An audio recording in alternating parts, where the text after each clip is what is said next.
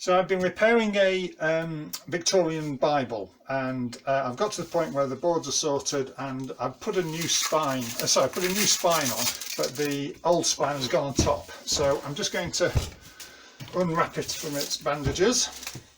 These are there. These crepe elasticated bandages are there to secure the old spine in place whilst it's drying. And there's a piece of bombina underneath, or just that you can use silicone paper or something that won't stick between the bandage and the spine as well. So this is the first time I've opened it up, so let's have a look. Get rid of that.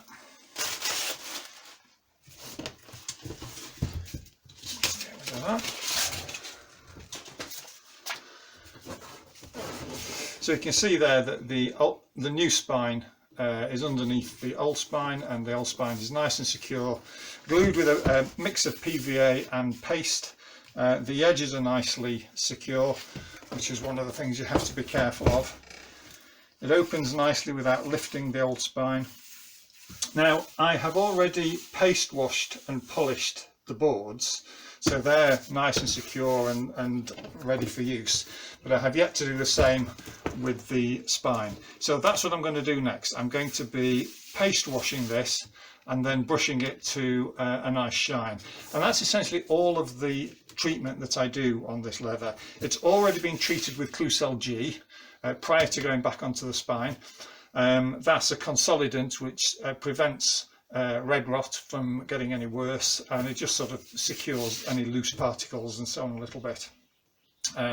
So now it's really about a little bit of further securing of it and polishing. So that's the next step.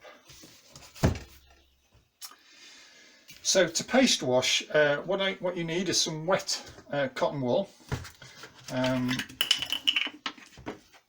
reasonably wet. Sort of give it a good soaking, and then just squeeze out most of the excess.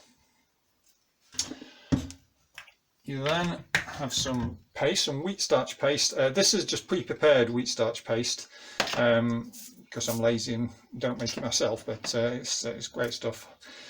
So a reasonable amount of that on the sort of a bit of scrap paper, like so. Let me see that. And all I'm going to do basically is with the wet cotton wool, just pick up some of the paste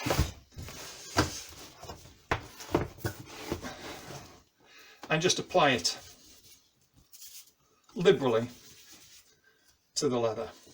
So this is exactly what I did with the spine. So it's basically been applied as a very wet paste, as you can see. Now the cotton wool isn't so wet that it's causing puddles or anything like that, and any excess paste or water needs just to be wiped off. But it's a reasonable amount. Now you can see how this is going to secure the leather as it dries. I'm going right onto the new leather on the edge, making sure I don't miss anywhere, along the bands, any cracks or crevices, and so on. Okay, there we go. So that's it applied. Some of the dye and sewn has come off, but not much, so that's absolutely fine. So that's it in terms of application. Let's get rid of those bits. And then what you do is, using a relatively stiff brush, we're going to brush the spine.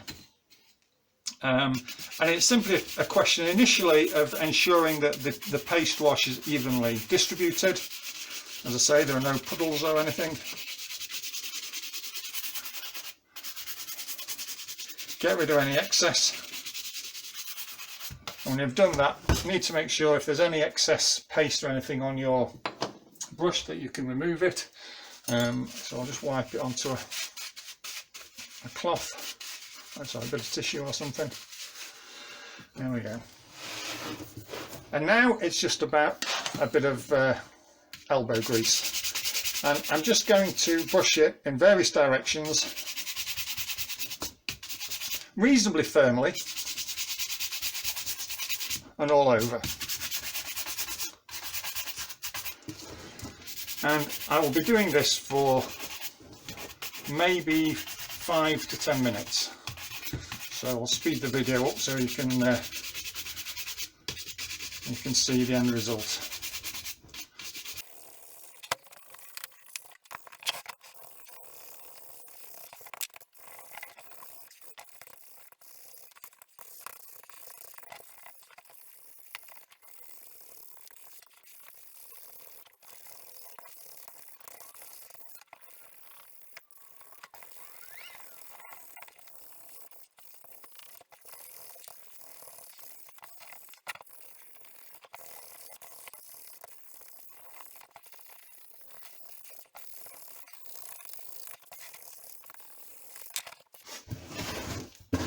So there it's essentially the paste is dry now. You can feel that it's pretty dry to the touch.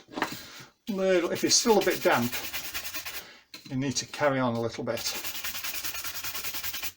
But you'll know it's done because it feels dry, and of course it's getting quite shiny. I don't know if you can see the shine on that or not, but it does have a nice gloss to it. I then just give it a bit of a buff.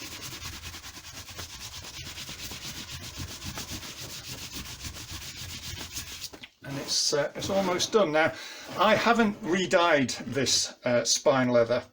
Sometimes you do if it's particularly badly worn. This one, you'll notice, does have a few patches where the surface has come off. Some of that will have been exacerbated by the brushing a little bit, but if it was loose then it was going to come off anyway. So what I may do is just go over some of those little spots with a Q-tip and a little bit of dye, just to reduce the impact of those, and then just give it another quick brush and a buff to reduce the impact. But in this particular Bible, although this was quite badly damaged, the customer wanted it to pretty much retain its original look, hence the same on the boards. I haven't done anything in terms of dyeing on the boards, just again Klucel G and paste wash and polish with the brush and a cloth. And that's essentially it. So a very simple way to polish and secure leather on an old book. I use this method for all of the family Bibles that I repair, and it's a very solid and effective way of doing it without introducing any harsh chemicals or anything.